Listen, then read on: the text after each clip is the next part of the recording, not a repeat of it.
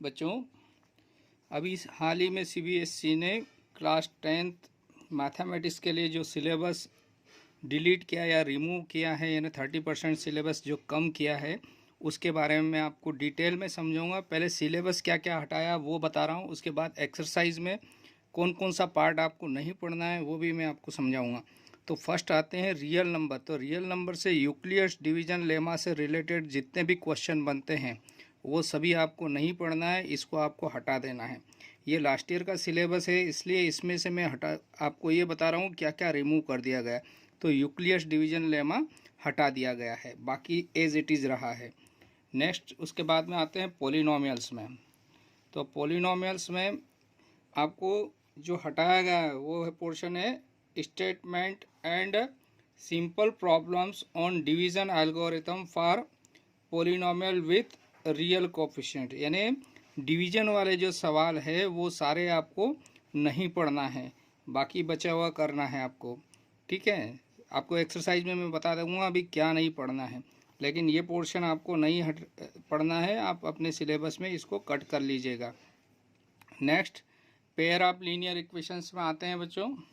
Pair of linear equation में cross multiplication method पे आधारित जितने भी क्वेश्चन हैं वो हमको नहीं पढ़ना है, लेकिन इसमें वर्ड्स प्रॉब्लम है। वर्ड्स प्रॉब्लम में हम एलिमिनेशन मेथड या सब्स्टिट्यूशन मेथड से हल कर सकते हैं, उनको पढ़ना है। सिर्फ क्रॉस मल्टीप्लिकेशन मेथड वाले क्वेश्चन जो है जिसमें ये डायरेक्ट मेथड अप्लाई होती है उसे नहीं पढ़ना है। क्वाड्रेटिक इक्वेशन में आते हैं बच्चों। तो क्वाड्रेटिक इक्वेशन में कंप्लीटिंग स्क्वायर मेथड तो लास्ट ईयर ही हटा दी गई थी बच्चों, इसलिए ये तो पढ़ना नहीं है हमको। इसके बाद अभी जो हटाया गया है वो है situational problem based on quadratic equation related to day activities to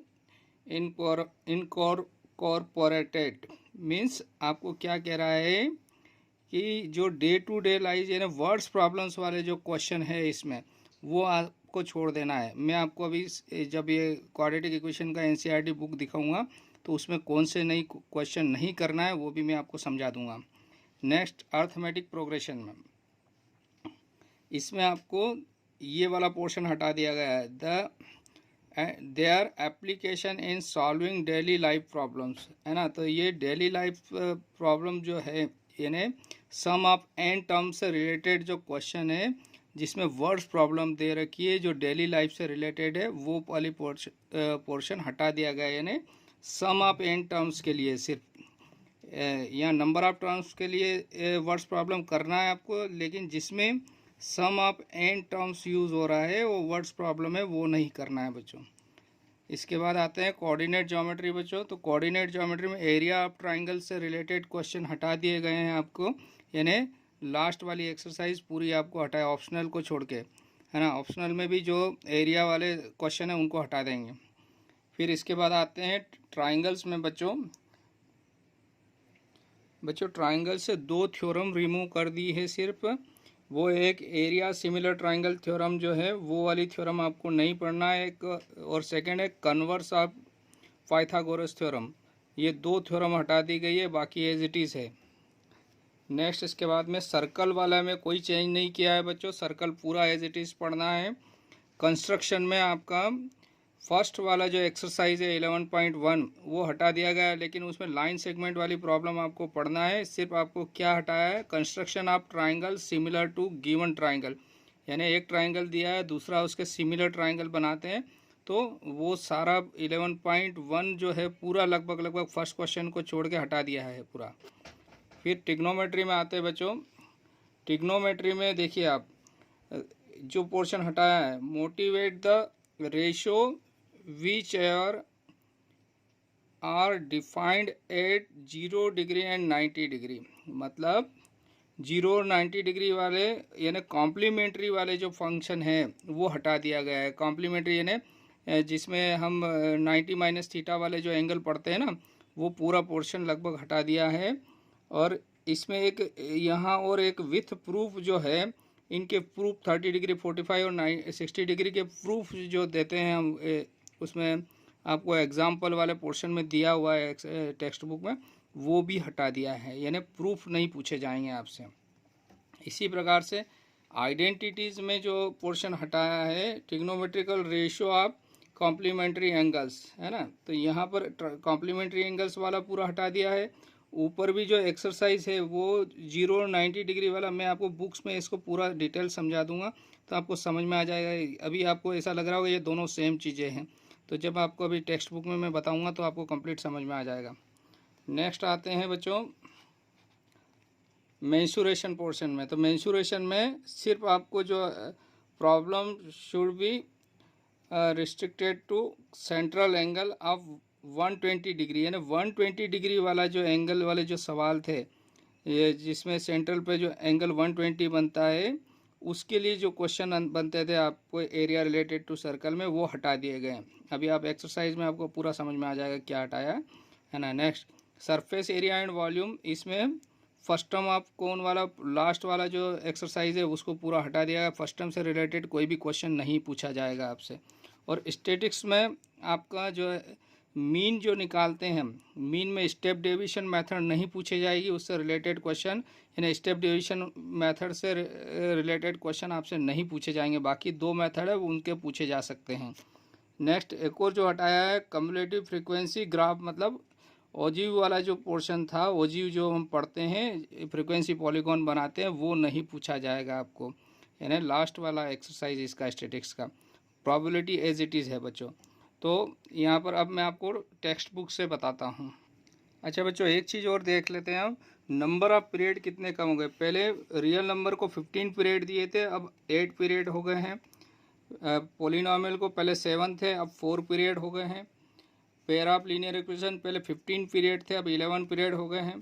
quadratic equation में पहले 15 थे, अब 10 हो गए हैं। अर्थमेटिक प्रोग्रेशन में 8 थे, अब 4 हो गए हैं, हाफ हो गया लगभग। और इधर कोऑर्डिनेट ज्योमेट्री में 14 थे तो 10 हो गए बच्चों। फिर नेक्स्ट है ट्राइंगल में 15 थे तो 10 पीरियड्स हो गए हैं, यानी काफ़ी सिलेबस इसमें भी कम हुआ है। कंस्ट्रक्शन में 8 पीरियड थे बच्चों, तो 4 पीरियड कर दिए गए हैं। इसके बाद में आपका ट्रिग्नोमेट्री में यहाँ पर इंट्रोडक्शन टू ट्रिग्नोमेट्री में 10 पीरियड से 8 पीरियड कर दिए, 2 पीरियड कम हो गए हैं यहाँ पर। ट्रिग्नोमेट्री आइडेंटिटी में 15 से 10 पीरियड हो गए, यानी 5 पीरियड कम हो गए, यानी लगभग 30% इसमें कम हो गया सिलेबस इस चैप्टर में। फिर एरिया रिलेटेड टू सर्कल में 12 से 10%, मतलब 10 हो गया है, 2 पीरियड कम हुए हैं। इधर सरफेस एरिया एंड वॉल्यूम में फर्स्ट टर्म हटने से 12 थे तो 8 पीरियड हो गए, 4 पीरियड कम कर दिए हैं, यानी इसमें 30% पोर्शन कम हो गया है बच्चों।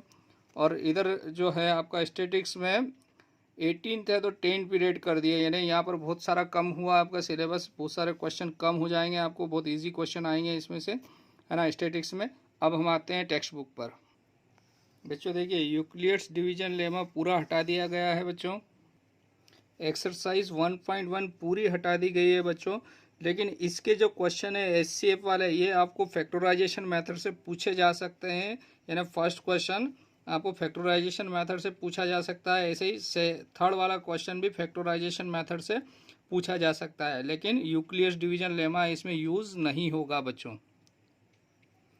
पॉलिनोमियल चैप्टर में एक्सरसाइज 2.2 पूरा है, 2.3 में पूरा लगभग हटा दिया है। उसमें डिवीजन एल्गोरिथम पूरा यूज़ जो होता है, डिवीजन वाले जो क्वेश्चन है वो सब हटा दिए गए हैं बच्चों। जितने भी ये डिवीजन जिसमें हम करते हैं वो सारे क्वेश्चन आपके एग्जाम्पल विथ एग्जाम्पल हटा दिए गए हैं।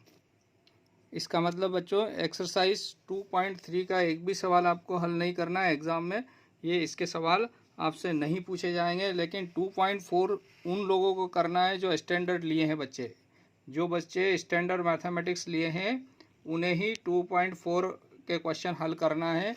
अब 2.4 में उनको कौन से क्वेश्चन नहीं करना है वो भी देख लीजिए। 2.4 में उनको क्वेश्चन नंबर 4th और 5th नहीं करना है। इसमें डिवीजन यानी भाग यूज़ हो रहा है, डिवीजन एल्गोरिथम यूज़ हो रहा है, इसलिए 4, 5 को आप छोड़ दीजिएगा, यानी 1, 2, 3 सिर्फ स्टैंडर्ड वाले करना है, बेसिक वाले को नहीं करना है बच्चों। Pair of linear equation third chapter में क्रॉस मल्टीप्लिकेशन मेथड को क्रॉस कर दिया गया है। तो क्रॉस मल्टीप्लिकेशन से संबंधित जितने भी एग्जाम्पल्स है वो आपको नहीं करना है, जिसमें direct cross multiplication method use हो रही है। इसका 3.5 का क्वेश्चन नंबर फर्स्ट आपको हल नहीं करना है बच्चों। क्वेश्चन नंबर 3rd भी हल नहीं करना है। क्वेश्चन नंबर 4 आपको आ सकता है। ये आप में चूँकि एलिमिनेशन और सब्स्टिट्यूशन मेथड हम इन वर्ड्स प्रॉब्लम में यूज़ करते हैं, इसलिए इसके सवाल आपको आ सकते हैं। इसमें क्रॉस मल्टीप्लिकेशन मेथड का हम यूज़ नहीं करेंगे, लेकिन ये सवाल आपको बन सकते हैं। चैप्टर 4 क्वाड्रेटिक इक्वेशन से आपको एग्जाम्पल नंबर 1 हटा देना है बच्चों। इसमें वर्ड्स प्रॉब्लम से रिलेटेड आपको सारे क्वेश्चन लगभग हटाना है। जैसे क्वेश्चन नंबर 4.1 से क्वेश्चन नंबर 2 के जितने भी क्वेश्चन है वो आपको नहीं करना है। 4.2 से क्वेश्चन नंबर 2, 3, 4, 5 और 6 इनमें से कुछ भी नहीं आएगा। ये सारी वर्ड्स प्रॉब्लम हटा दी गई है। कंप्लीटिंग स्क्वायर मेथड पहले ही हटा दी गई थी बच्चों। एग्जाम्पल 11, एग्जाम्पल 12 ये भी आपको हल नहीं करना है, ये भी वर्ड्स प्रॉब्लम से रिलेटेड क्वेश्चन है। 4.3 में बच्चों क्वेश्चन नंबर 4, 5, 6, 7, 8, 9, 10 और 11 ये सारे वर्ड्स प्रॉब्लम वाले क्वेश्चन हटा दिए गए हैं। इसी में एग्जाम्पल नंबर 17 भी आपको नहीं करना है बच्चों। 4.4 से क्वेश्चन नंबर 3, 4 और 5 ये भी वर्ड्स प्रॉब्लम से रिलेटेड क्वेश्चन है, इसलिए इनको भी आप छोड़ सकते हैं। चैप्टर 5 में आपको एग्जाम्पल नंबर 16 छोड़ देना है बच्चों। और एक्सरसाइज 5.3 से क्वेश्चन नंबर 15, 16, 17, 18, 19 और 20, 19 एंड 20 ये क्वेश्चन आपको नहीं करना है बच्चों। ऑप्शनल एक्सरसाइज सिर्फ स्टैंडर्ड वालों को ही हल करना है बच्चों। सभी में बेसिक वालों को इनमें से क्वेश्चन नहीं पूछे जाते हैं। और ऑप्शनल में भी जो है स्टैंडर्ड वालों को क्वेश्चन नंबर 3, 4 और 5 हल नहीं करना है। ये एप्लीकेशन बेस्ड क्वेश्चन है जो कि सम ऑफ एंड टर्म से रिलेटेड हैं। ट्राइंगल चैप्टर में बच्चों एरिया ऑफ सिमिलर ट्राइंगल में जो थ्योरम है 6.6 the ratio of the area of two similar triangle ये वाली थ्योरम हटा दी गई है बच्चों। और converse of Pythagoras theorem theorem 6.9 ये भी आपको हटा दी गई है बच्चों। कोऑर्डिनेट ज्योमेट्री में बच्चों एरिया ऑफ ट्राइंगल से रिलेटेड क्वेश्चन हटा दिए गए हैं। 7.3 एक्सरसाइज पूरी हटा दी गई है बच्चों। इनमें से एक भी क्वेश्चन आपको नहीं करना है। ऑप्शनल में बच्चों आपको स्टैंडर्ड वालों को ही करना ऑप्शनल एक्सरसाइज, उसमें भी स्टैंडर्ड वालों को क्वेश्चन नंबर 5 नहीं करना है, क्वेश्चन नंबर 6 नहीं करना है। बाकी के क्वेश्चन आप देख सकते हैं, इनमें से क्वेश्चन बन सकते हैं आपको। बच्चों ट्रिग्नोमेट्री चैप्टर 8 में आपका trigonometric ratio of 0 degree and 90 degree इसका ज्योमेट्रिकली प्रूफ पूछा जाता था कभी, वो अब नहीं पूछा जाएगा बच्चों। कॉम्प्लीमेंट्री एंगल से रिलेटेड क्वेश्चन नहीं पूछे जाते हैं, लेकिन आप लोग एक बार ज़रूर देख लीजिएगा। ये अगली जो 11th साइंस पढ़ेंगे उनके लिए बहुत ज़रूरी है और कंपटीशन एग्ज़ाम के लिए भी। और बहुत इजी पोर्शन था, ये हटाया गया, लेकिन ये बहुत इजी क्वेश्चन थे। तो कॉम्प्लीमेंट्री एंगल से रिलेटेड एक्सरसाइज और इसके जो एग्जाम्पल्स है, यानी आपको एक्सरसाइज 8.3 पूरी हटा दी गई है। आइडेंटिटी में भी डिफ़िकल्ट क्वेश्चन नहीं पूछे जाएंगे। जैसे एग्जाम्पल नंबर 15 है बच्चों, ये क्वेश्चन नंबर 4 का जैसे सेकंड है, थर्ड क्वेश्चन है, और क्वेश्चन नंबर 5th और क्वेश्चन नंबर 8 जो है सेकंड का, फिफ्थ और 8th वाला जो क्वेश्चन है ये थोड़ा डिफ़िकल्ट क्वेश्चन है, तो ये आप नहीं करेंगे तो चलेगा, क्योंकि ये डिफ़िकल्ट लेवल में आते हैं। चैप्टर 9 एज इट इज़ है बच्चों, इसमें कुछ भी नहीं हटाया गया। बहुत अच्छा क्वेश्चन आते हैं इसमें से, इसको अच्छे से तैयार करिएगा आप लोग। सर्कल में से भी कुछ भी नहीं हटाया गया है बच्चों। कंस्ट्रक्शन में 11.1 के लगभग सारे क्वेश्चन हटा दिए गए हैं, सिर्फ 1 को छोड़कर। और इसमें एरिया रिलेटेड से जितने भी एग्जाम्पल्स है और क्वेश्चन है वो आपको नहीं करना है। देखिए यहाँ सिमिलर ट्राइंगल्स से जो रिलेटेड क्वेश्चन है, क्वेश्चन नंबर 4, क्वेश्चन नंबर 2, 3, 4, 5, 6 और 7 ये सारे हटा दिए गए हैं। आपको सिर्फ 11.1 का क्वेश्चन नंबर 1 करना है, यानी construction area similar to triangle वाले जितने भी क्वेश्चन हैं वो सब हटा दिए गए हैं। 11.2 पूरी करना है आपको। चैप्टर 12 में एरिया रिलेटेड टू सर्कल में एग्जाम्पल नंबर 3 छोड़ दीजिएगा, चूँकि इसमें 120 डिग्री एंगल यूज़ हो रहा है। 120 डिग्री वाले एंगल वाले सवाल हटा दिए गए हैं बच्चों। 12.2 से क्वेश्चन नंबर 7 भी हटा दिया गया है बच्चों, इसको भी नहीं करना है। और इससे रिलेटेड 120 डिग्री एंगल से रिलेटेड कोई भी क्वेश्चन आपको नहीं आएगा बच्चों। बच्चों chapter 13 surface area and volume से फर्स्ट टर्म वाला पोर्शन पूरा हटा दिया गया है। फर्स्ट टर्म के कोई भी सवाल आपको नहीं आएंगे। मीन्स 13.4 एक्सरसाइज पूरी हटा दी गई है बच्चों, और इसके जितने भी एग्जाम्पल है वो भी आपसे नहीं पूछे जाएंगे। बच्चों चैप्टर 14 में मीन निकालने के लिए जो स्टेप डेविएशन मेथड हम यूज़ करते थे वो अब आपको नहीं पढ़ना है। इससे ये वाला जो फार्मूला हम अप्लाई करते थे उसके सवाल नहीं आएंगे। बाकी दो जो मेथड है उसके क्वेश्चन आपसे पूछे जा सकते हैं। क्वेश्चन वही रहेंगे लेकिन सिर्फ ये मेथड हटा दी गई है। बच्चों चैप्टर 14 में जो कम्युलेटिव फ्रीक्वेंसी ग्राफ से रिलेटेड क्वेश्चन है वो अब आपसे नहीं पूछे जाएंगे। मीन्स ओजी से रिलेटेड क्वेश्चन अब आपको नहीं आएंगे। मीन्स आपको एक्सरसाइज 14.4 से कोई भी क्वेश्चन यानी ओजी का कोई भी क्वेश्चन आपसे नहीं पूछा जाएगा। प्रोबेबिलिटी एज इट इज़ आएगी बच्चों, इससे कोई भी पोर्शन नहीं हटाया गया है। बच्चों अब मैं जो क्वेश्चन पेपर डिज़ाइन किया जाएगा आपके उसके बारे में डिस्कस कर लेते हैं। यहाँ पर स्टैंडर्ड मैथ वालों के लिए बात कर रहे हैं। तो यहाँ पर रिमेंबरिंग और अंडरस्टैंडिंग यानी जो आपको फार्मूले वगैरह पहले से याद है और क्वेश्चन को समझ के अंडरस्टैंड करके जो फार्मूले अप्लाई करेंगे आप लोग और प्रीवियस नॉलेज जो अप्लाई करेंगे उससे रिलेटेड क्वेश्चन 43 मार्क्स के आएंगे। मीन्स 54%, यानी ये बहुत ईजी क्वेश्चन रहते हैं जो सब लोग बना सकते हैं। इसके बाद में आता है आपका अप्लाइंग जो है आपका नॉलेज, यानी जो आपने पढ़ा है उसको अप्लाई करना। यहाँ पर ये एवरेज क्वेश्चन कहलाते हैं इसके। ये 19% मतलब 19 मार्क्स के आएंगे, 24% क्वेश्चन होंगे। ये स्टैंडर्ड वालों की बात हो रही है। और इसके बाद में लास्ट वाला पोर्शन आता है जो 18 मार्क्स का आएगा बच्चों। ये है एनालाइजिंग, फिर है इवेल्यूटिंग एंड क्रिएटिंग, है ना। तो यहाँ पर जो ये क्वेश्चन आते हैं ये आपके स्किल वाले क्वेश्चन है। आपको जो डिफ़िकल्ट लेवल के जो क्वेश्चन हम कहते हैं यही आपके किनके स्टैंडर्ड वालों को 18 मार्क्स के क्वेश्चन आएंगे, जो इसमें आपको अपना दिमाग खर्च करना पड़ेगा। तो इस प्रकार से इजी है 43 मार्क्स के, उसमें एवरेज है 19 मार्क्स और डिफ़िकल्ट लेवल है आपका 18 मार्क्स। अब आते हैं हम बेसिक वालों पर। बच्चों बेसिक जिन्होंने लिया है देखिए उनके लिए समझ लेना बहुत आसान है। उनके लिए रिमेंबरिंग और अंडरस्टैंडिंग जो कि सबसे इजी पोर्शन रहता है, जो आपने पढ़ा है उसी के से रिलेटेड क्वेश्चन आते हैं बिना तोड़ मरोड़ के। तो ये आएंगे 60 मार्क्स के, यानी 75%। जबकि यही वाले क्वेश्चन जो थे स्टैंडर्ड वालों को 43 मार्क्स के आ रहे थे।